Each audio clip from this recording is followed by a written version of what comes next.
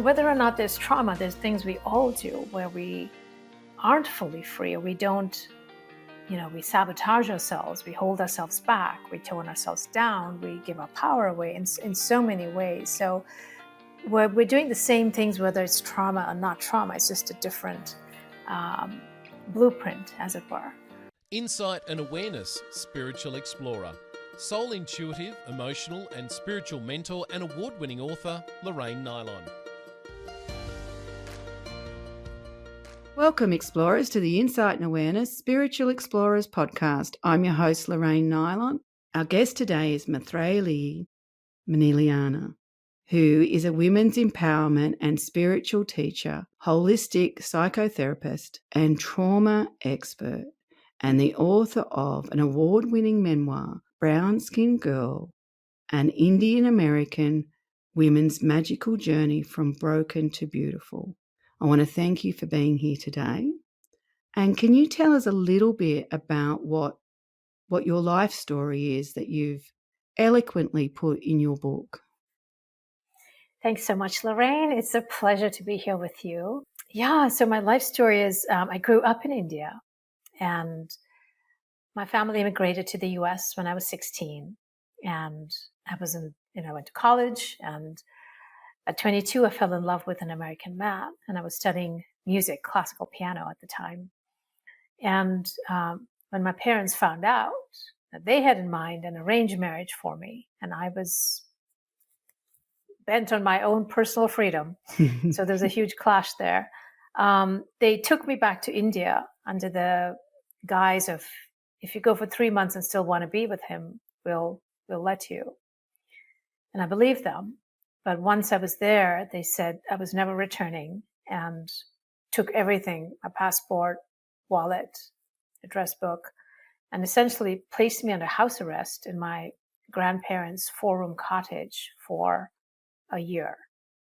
Right. With no access to the outside world, no phone, there wasn't email at the time, no mail, no other people, seeing other people other than my two old grandparents. And so, and then my mother also took me to the family's spiritual teacher, who was a Swami, who there was just a lot of religious indoctrination, the purity culture. And so it was obviously the darkest year of my life. And I shut down and dissociated, and, it was severe trauma. They let me out. And did you believe at that stage that this was it? You were never getting out? I didn't know how, because at 22, as in India at that time, if I'd gone to the police, the family owns their daughters. Yeah. I had no rights in that way. And my uncle was police commissioner of the city, so there's no way I would have gotten any help. And there were no women's organizations, or none that I knew of. And then, my mother told the family that I was on drugs and in a cult to quote unquote protect my reputation. So nobody came forward to help me. So I was really stuck. And without money, there's nothing I could have done in India. Even if I just sort of left, I would have been raped and had no legs to stand on. Just, like in the West, you can just leave and you can find your way. And I think for us, when we hear stories like this, it's really hard for us to really comprehend what you've experienced, because that is so beyond what we believe can occur to us. So we have this disconnect to the reality of these experiences. Yeah, that's true. And of course, instilled in me was the whole patriarchal messaging of, it was horrendous, just the shock and the realization of so much, everything, my life being taken, my life not being mine, essentially. And out of curiosity, mm-hmm. so you were 16 when you came to America. Mm-hmm. Previous to that, did you believe that was an okay way to be, under that sort of female ownership? And then when you got to America, or was it something that was always in you? Ever since a child, I just had the sense of being different from my family and that I didn't want an arranged marriage.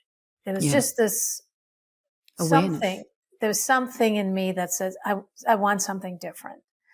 I hadn't obviously thought through the whys and hows. At 16, I still felt like, there was so much ahead of me before I got to marriage. But once I came to the US, freedom was intoxicating.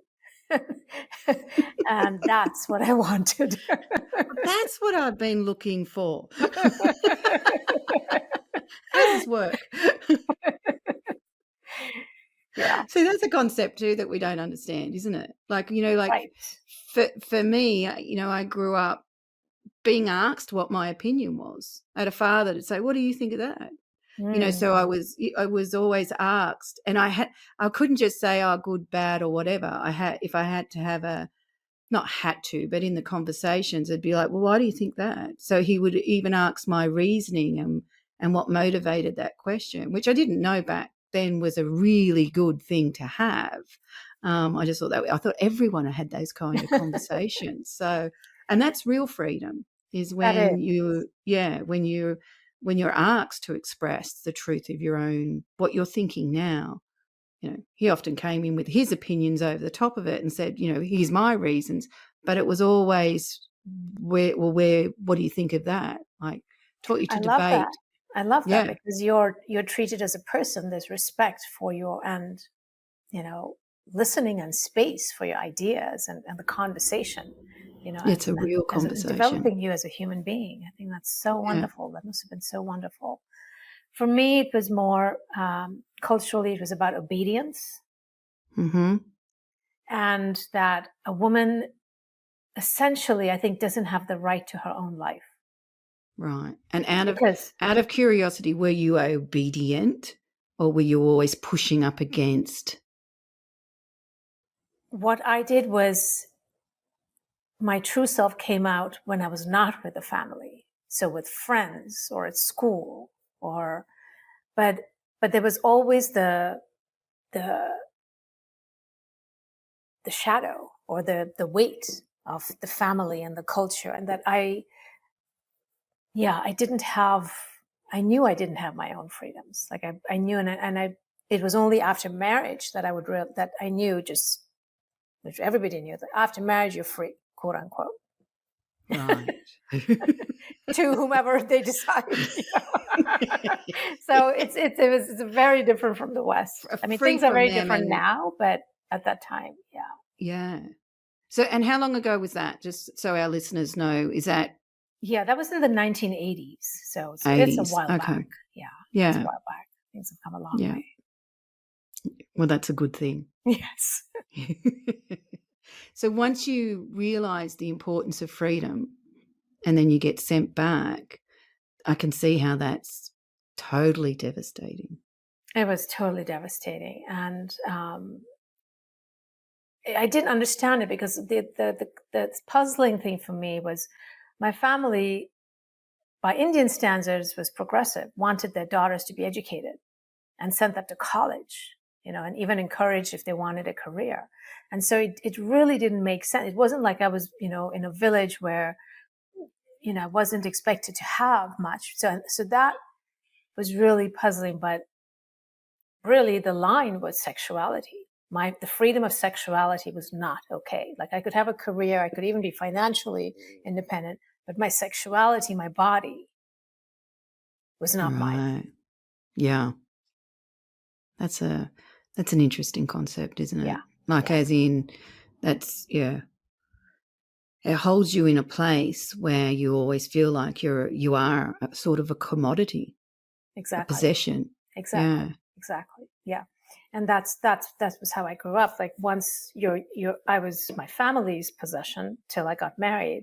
And once I got married, I would be my husband's possession, where I just knew instinctively, like I had to be less than him. It was no question. It was just, that's how life was for an And so if Indian you were more educated, did that mean that you had a more successful husband or Correct. or Yes. you could have ended up with a less successful husband and you just had to dumb down? Or it depends. Correct. Right. Right. If that's whom you ended up with, you would still, there are a lot of Indian women who would have to sort of dumb down. I mean, there are, Yeah. of course, women who don't. So that's not how it always is, but um, culturally, it's very ingrained. Yeah. Yeah. Yeah. It That, takes and it takes so generations to shift all that it does. to It yeah, does. and Hmm. to move it. So you've gone from extreme betrayal to Hmm. feeling empowered within yourself. So that's a Hmm. huge journey to make. And what were some of the footholds, like any kind of journey that you're coming out of trauma, there's stepping stones along the way. So Right. what would you class as pivotal stepping stones for you? One was when I finally was able to get back to the US, I did marry a person of my own choice. He was Indian. But after 3 years, I was very numb and very traumatized. And so married someone who, not as abusive as my family, but more emotionally abusive. But it was a sense of freedom for me from the family. He was not of the same caste. And so I kind of defied their hopes and dreams for me, and was at least independent of them in that way. So how did Um, you get from India back to America? What was the process there? they were looking for a husband for me, and they introduced me to the one freedom I had was just to agree or disagree with their choice, which Oh, I considered to be good. lucky. That's a good thing. Yeah. So I was introduced to a couple of men there whom I didn't really feel a connection, and I eventually started working in India. And that my plan at that time was to get financial freedom, because then I would at least be in India free of them. Hmm. My passport was locked up, so there was all these things I needed to think about. But eventually, they sent me here to the US to meet a man in the US. And at that point, at New York JFK's airport, instead of going to see my parents, I took off in a different direction to a different city with a man I had met in India, and ended up marrying him. But it was one of those marriages where it was probably more of convenience and not really love. Hmm. It worked in some ways, but again, it was a foothold. I wasn't myself. Yeah. So Yeah. after several years on that, I finally broke away from everything and chose myself. That was my first step of Right. returning to me, where I left the marriage. I stopped communicating with my family, and in my mind, as I left the culture and the religion, it's just like I left everything, and started graduate school to become a therapist.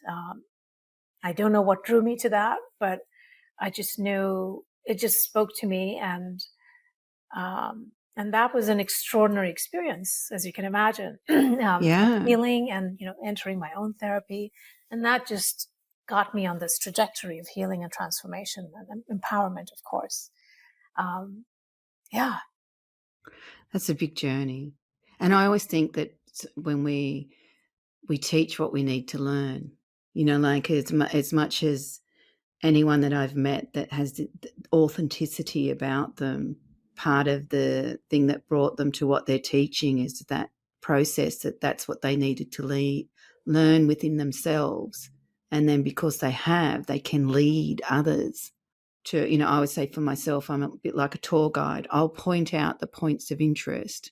I'll explain them to you, but you've got to decide whether that resonates with you. And if that's something you're willing to keep exploring, you can open the door, but you have actually got to walk through. yeah, Whereas I think a lot of people look, especially when they're coming from trauma, they're looking for the thing that's going to fix them. But it's always a major process right, of one step after another, and a point of discovery. And even when you think you've got it worked out, something else will come along. And next thing you're going, oh, right, there's another layer to that. I think that life is an exploration. So, and you're absolutely. definitely sitting in it and exploring, coming back to your own authenticity, really, isn't it? And it's massively important to do that. It is, because without that, there's really nothing. We're just living what we're told and other people's scripts, and I think choosing ourselves and really becoming authentic is probably the biggest gift we can give to ourselves. And what do you see in your observations of people and, with your clients and all the rest of it? Do you see as respecting our freedom, or what do you see as doing with our freedom? When you say we, just people in general, if you're working, because you're obviously working with a lot of people that have come from, you're trauma experts, so they're coming from trauma. mm-hmm. How are they responding to freedom? Well, I think Western women are born into freedom. And it's a very different experience for somebody who's, say, an immigrant, especially who's come from a developing country like, South Asia, where the freedoms are very different. So it's almost like the assumptions of what's possible is very different for Western women. Now, when you say someone with trauma, it's so unique, because in a way, trauma is a sort of imprisonment. Definitely. Right? And I agree with what you're saying. Everybody's trauma, regardless if you can say you can have similar experiences, you can have two people having exactly the same experience, but their trauma will be very unique to each individual. And we forget that. We forget how personal the trauma is. Yeah. And it goes through a lot of filters of how it develops within a person. And I think it's each one's journey to find their way out of that space or that consciousness, or how they regard themselves and how they live, right? Because whether or not there's trauma, there's things we all do where we aren't fully free, or we don't, we sabotage ourselves, we hold ourselves back, we tone ourselves down, we give our power away in so many ways. So we're doing the same things, whether it's trauma or not trauma. It's just a different blueprint, as it were. But I think that women, what I am seeing is women are so conscious now, so much more aware, and fighting for who they are. And what's really important to them, their needs, their desires, their dreams. And so women are standing up and claiming themselves and working, doing their inner work to be who they truly are. Yeah. And it is interesting, because when we think of trauma, we think of we think of like your life story, like there's been betrayal and, this potential life altering experience or fear of that end of life. But sometimes our trauma, and that's where people kind of get confused, can be these little experiences that you're constantly having. So say if you're in a toxic relationship and someone's calling you names, and every time they call you names, stupid or something like that, or put you down, there's a little part of you that's been traumatized. And when that's consistent, then you can have the same impact. It can have the same impact as what someone that's lived a major trauma. And it's, I say sometimes with people that I work with, it's sometimes easier for the people to identify those big events, and from there, because they've got a go-to point to the person that can't work out why I feel so lost and why I feel disconnected from myself and disassociated from feeling, because I don't have a tragedy. I don't have a big event to pin it on. But when you break down their filters and their belief systems on themselves, and you get to those parts of you where you think you're not worthy and you're not good enough and you're holding yourself back, that causes a type of trauma within us. Absolutely.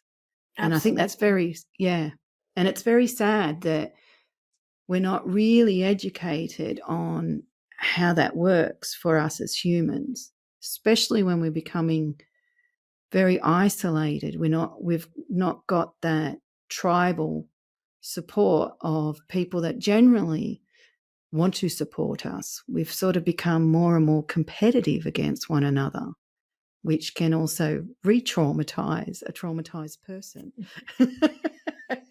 What we're doing is not working. Yeah, In yeah. my No, opinion. you're so Yeah. right. Yeah. I mean, what you're talking about is emotional trauma and the many forms of it, right? Whether it's, neglect from a parent or a parent who's maybe not available, or divorce, or like you're saying, just somebody who puts someone down, or bullying. There's so many ways, even a single comment can be deeply, deeply hurtful. And especially to children, and that's when it lodges and these beliefs form. So I think honestly that just about every person on the planet has some form of trauma or another. Yeah, I Um, agree. and Yeah. um, so I think so much of it is my first thing is always awareness and education, to learn about your own situation, and the way you know it is, do you feel good? Do you feel Yeah. happy? Right? There's Yeah. just those two questions. Do I feel good here with this person or in this situation? Am I happy? Am I being respected? Am I being Yeah. encouraged and supported? And if they're not, then something isn't right. But it's really in our feelings. And like you said, we can get so used to it. It Yes. becomes, or we make excuses for the other person, and disregard and override our own needs, our own feelings. And That's I think women do that very easily mhm, because there's a part of us that are conditioned to be the nurturer. So, you want to make your relationships work, whether it's, um, your partner or your work colleague or friendships or whatever.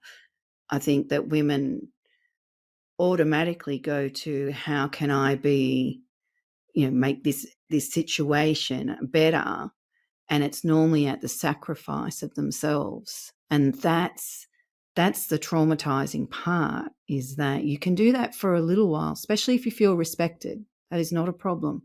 If you feel respected, you're quite happy to sort of sacrifice something. It's part of negotiating how to live life.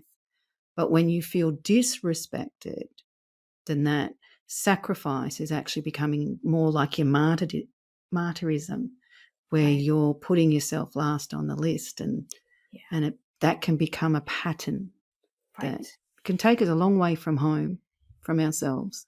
Absolutely. Yeah. Absolutely. I think Yeah, you go. you're right. There's women worldwide do that. And it's so ingrained, because we've all inherited what it means and looks like to be a woman, right? And Mm. then there are all these negative ways if you're too strong or to speak out too much. And um, but I think we are all collectively learning and redefining that. Yes. Yes. And I think that's even confusing the men, Yes, it because is. there's a lot of men that are suffering from trauma as well, and Right. they've inherited what it is to be a man. So we've got these two sort of clashing changes where we're trying to redefine it and work out how it works. But if we lose that respect for one another, we're in trouble. And that's what Yeah. happens. I look at relationships, and when people ask me questions about it, one of the first things I ask them is, does it feel like you're in a respectful relationship and someone is supporting you and you're supporting them? And regardless of the type of relationship, whether it's a friendship or your life partner, or at work, or do you feel like your relationship has deteriorated into an arena and everyone's acting out this stuff, and there's point scoring, and there's, this thing that keeps building where you don't know where it's going and you don't feel supported in it. And if you can just break it down into, is it in that camp or that camp, then it comes back to, right, what do you want to do about that for yourself? And there's a lot of situations where especially women can't leave a toxic relationship, but how can they manage themselves in that where they're not losing part of them? Because it's easy to say just leave, but it's not always easy for them to do that. You know, financial reasons and lots of other events can happen that can hold people still together, I suppose. So what sort of advice would you give people when they recognise that the relationship has deteriorated into an arena that's just toxic? I think the first thing is to get support, maybe from friends or family or whomever you trust, who sees you for who you are and wants the best for you. And if possible, a therapist or, somebody in that, a professional. But at least to have other support from other women who have your back. And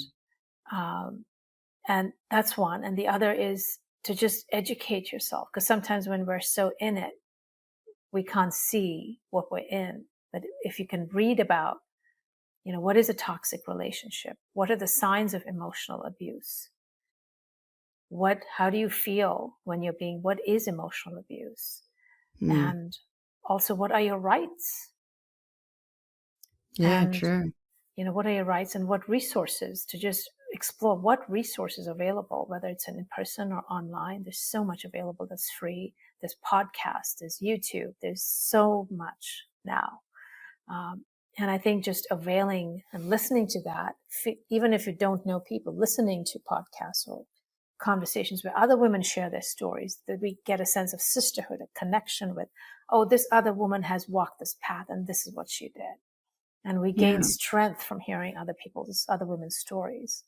So just even that can feel empowering, and we're not alone, or even if we can't see the way out, we can first get support. Yeah, for sure. And then I think, the strength comes to take whatever steps are necessary. Yeah. So you have no contact with your family still, or has it mended over time? It has mended. I went through a huge process. I didn't speak to them for over 10 years. And then I did a lot of very deep healing, and I eventually forgave them. It was quite by accident. It was, a spiritual experience. I'll just say that. But I think, I like that. I accidentally forgave them. Okay.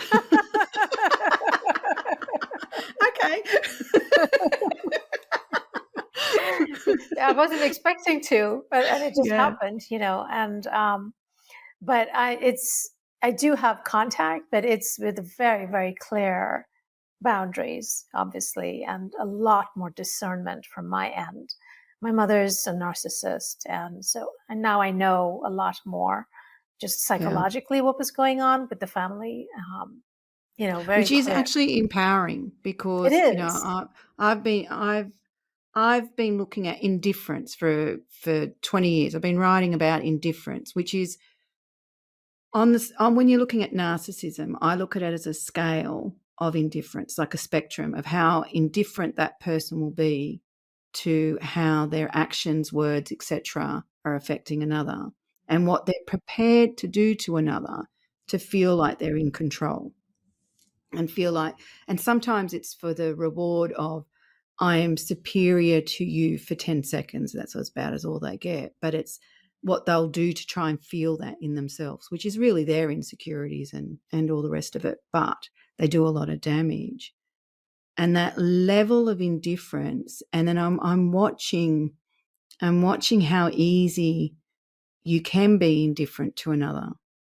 So I had a conversation with someone, and I was doing something on my phone, one of those moments, and I asked them how to do something. I was like, how do you do this? Halfway through their conversation. So they were talking. I wasn't listening, really. I was in a way, but I wasn't invested. And I could feel then that person felt that I was being indifferent to them. And I thought, it wasn't my intent, but it was my action. There was and I sort of got it. Sorry, I was stuck trying to work this tech out, and I couldn't, I was just stuck there for a minute. And I thought we're doing that constantly now to people. We're displaying, it's not our intent, but our actions and sometimes our words are coming across as really indifferent to the person that's receiving it. And so how do you feel about indifference? And when you see it, how do you react? Well, it happens, like you say, it happens all the time, right? I mean, I think, as you say, we experience it from others and we ourselves are doing it. I think part of it, there's so many reasons. The world is so rapid. Our lives are so rushed and so full. And so it's like we're running on this hamster wheel to do all these different things. But what happens as the result is our sense of humanity and connection and care and empathy for each other gets so diminished. And we can be rough with each other, or just the connection has taken second place to productivity. And I think that's a big problem, because I think each of us have to ask ourselves what is important, and it might be different at different phases of our life.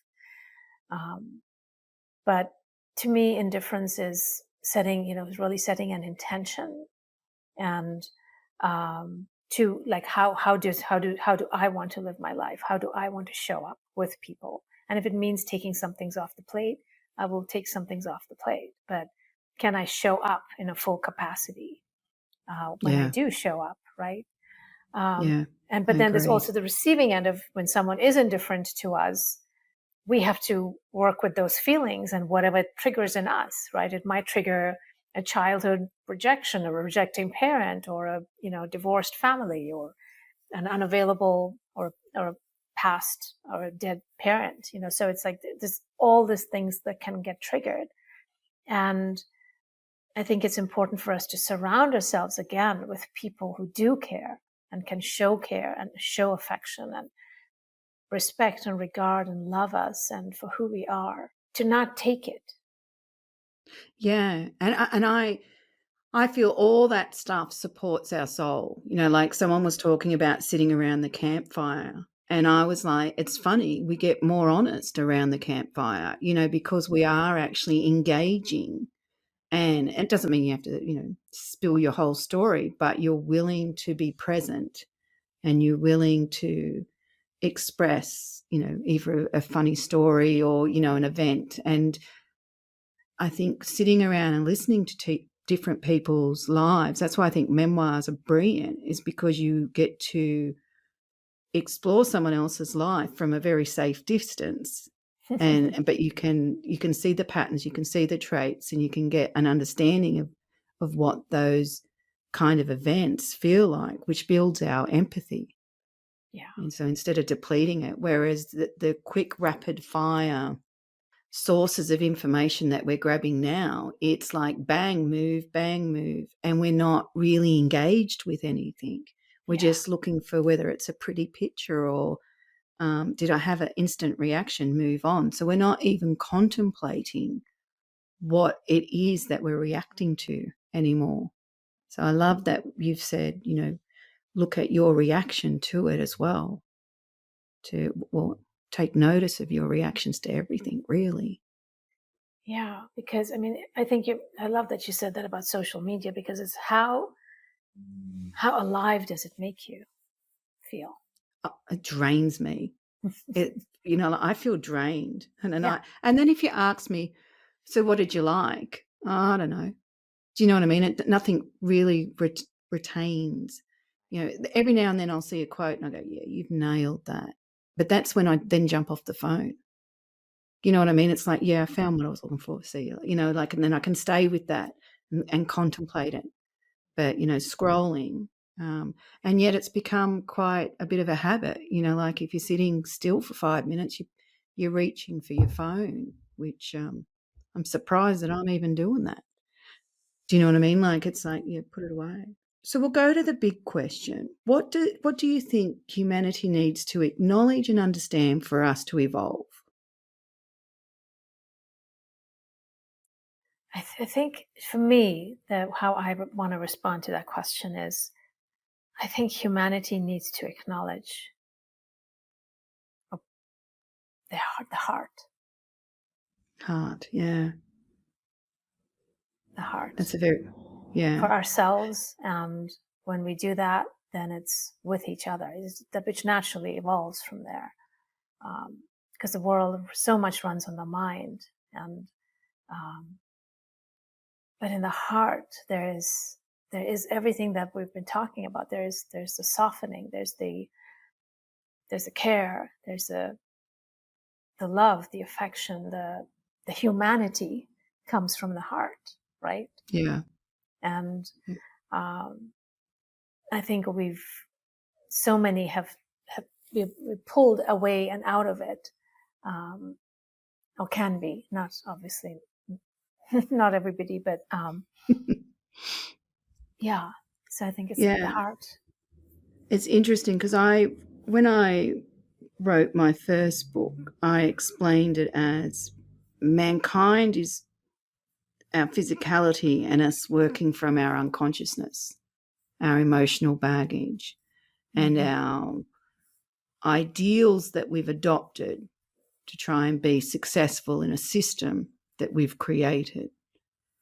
Whereas humanity is a recognition of souls in a physical body that are trying to be honest about the reality that they're living. And they know it's a shared arena with other souls in a physical body. And when we operate from that place of recognizing that we're more than just this physical life that you see now, we're this soul, that opens up compassion and empathy, and it also opens up accountability and responsibility. Right. So that my actions are going to have a long-term effect for my soul. So choose wisely, and that's your freedom. You've got the freedom in this life to make any decision that you want. We don't always have, we are restricted in that by our system that we've created, and each culture has their own system. But within that system, we have the freedom to decide how we're going to respond. And it's a learning curve. It is, of course it is. I like the expression on your face then. Oh, yes, it is. There's no doubt about that. Yes. So I also see in some of your stuff that you do sound healing, which is quite, I don't know much about sound healing. So can you explain some of that to us as well? Yeah, sound is, the ancients have all across the world have used sound to heal. So whether it's shamans or priests or indigenous healers, sound has always been a big part of healing. Our bodies understand sound, and we are made from sound. Our bodies understand the cells of beautiful geometry. Water is geometry. Chemistry is geometry. And so there are these universal laws of resonance and vibration, so that sound is infinitely more powerful than the mind. The mind is, we're tormented and confused, and indoctrinated. So the mind is really, it's not really our truth, but our truth lives in our body and our hearts. And with sound, so much can be healed without using the mind.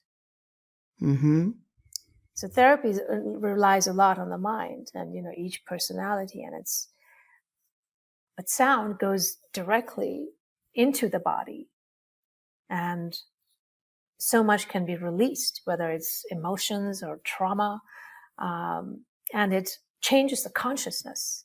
It changes the consciousness of the person so that they're able to go into an altered state of, whether it's a different brain state where they can see themselves and their lives and experiences from a different perspective. And it expands them into their larger self, their emotional self, their spiritual self, their intuitive self. And so they are able to release and work on the level of consciousness rather than the level of the mind. So it's a subtler level of working, and very quick, And people fall into a deep state of peace very quickly, which Yeah. is, Well, that's and from there, the answers come. People drop into their hearts, and from there, the answers come. People drop into their bodies, and from there, the answers come. So it's a wonderful way to get people to the truth of who they are, so that they can find their own way, their own guidance, um, and let go of whatever they need to let go and come into whoever they are, all that they are. yeah. So, and that's part of why I do the words of wisdom, is that on the Facebook site, is because all of us have these beautiful understandings within us. We have this knowledge, and we've got big blankets over the top of them, and we forget them, and then we get in our head and we're thinking about, and then we're fear and judgment, and we're worrying about what somebody else is going to think, and we're planning for the future, and it all gets a little messy up there. But when you sit and have honest conversations, those words of wisdom come out as well. So if sound therapy puts you in that place where you can get to that part of you, there's a nice step forward, isn't it? Absolutely. I think so. Yeah. I find that people sit and dwell at home for a long time before they reach out. You know what I mean? Like that. So there's normally a reason why someone eventually reaches out. And I always say, either the bucket that they're suppressing stuff in gets too full, so it's overflowing, and so they can't ignore it anymore. Or there's been an event that has just thrown them into shock, and they're in that dazed state, and they know they need some sort of help. But I'm talking about the person that's starting to awaken to that, they want to explore themselves a little bit better, especially, because you're empowering women. What kind of things do they need to be self-reflective about? So where do you think that we need to be more self-reflective on? That would be a better way to ask the question. I think one thing to really reflect on is, what are your beliefs? What do you believe about yourself in the situation? What do you believe about the people around you in the situation? And what do you believe about life? What's possible for you? And to ask yourself, what do I need? What do I desire? What do I want? What would make me happy or happier or feel better? Just those simple questions.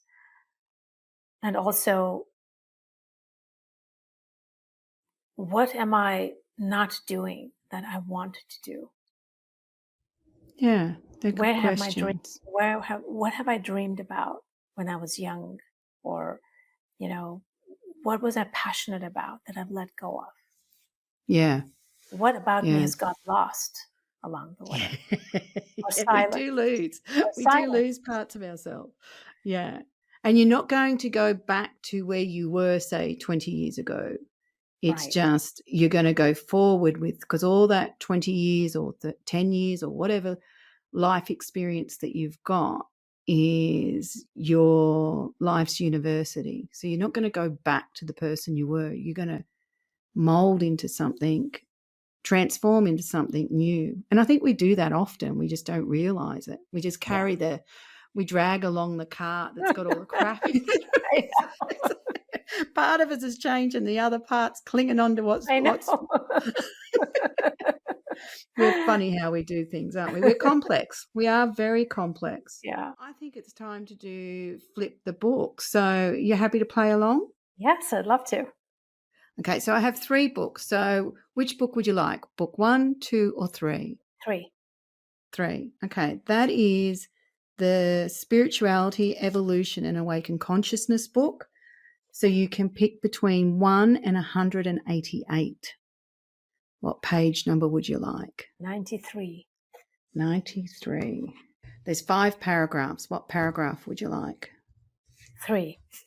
3. Brilliant. It's a small one. Significance is a feeling of being present and aware, expressing truth and acknowledging our presence. I can give it to you again if you like. Okay. Significance is a feeling of being present and aware, expressing truth and acknowledging our presence. I think that sums your life up. That Probably you sums all our lives up.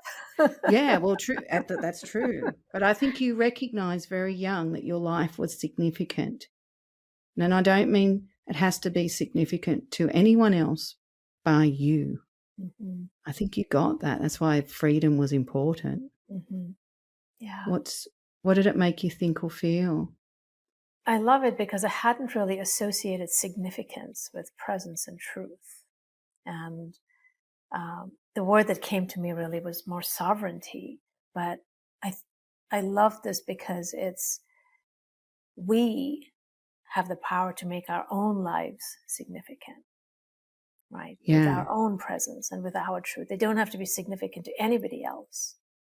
But this is sort of the essence of authenticity, is what I hear in this paragraph, that when you make your life significant to you, then everything begins there. Yeah, I totally agree with that.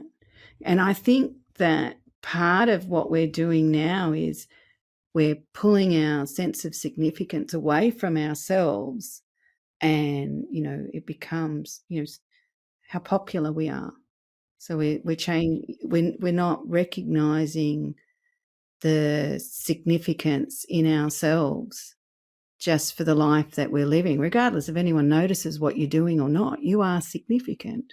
I'm just going to read the next part of the next paragraph out for you. Our significance is felt strongly when we are our authentic selves, emanating and trusting our soul instinct to share our truth. Sharing is giving freely with no hidden agenda. Sharing our truth is being. If another is fortunate to be present and to resonate with the truth of our energy, our presence will be naturally significant to them. This could be for a fleeting moment, but it is felt, and it cannot be owned, replicated, orchestrated, or controlled.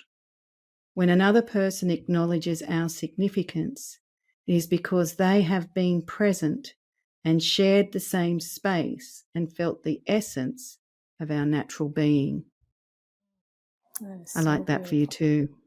That is so beautiful. Yeah, so sharing your story gives other people a way of looking at the significance of your journey. But whether someone reads your book or not, it's still significant. Right. Yeah. I love that. Yeah. And I think it speaks also to, we've talked about self-worth and self-esteem, that to just do what is important to you. Yeah. And that's everything. Yeah, I agree. Beautiful way to finish. Thank you. Thank you.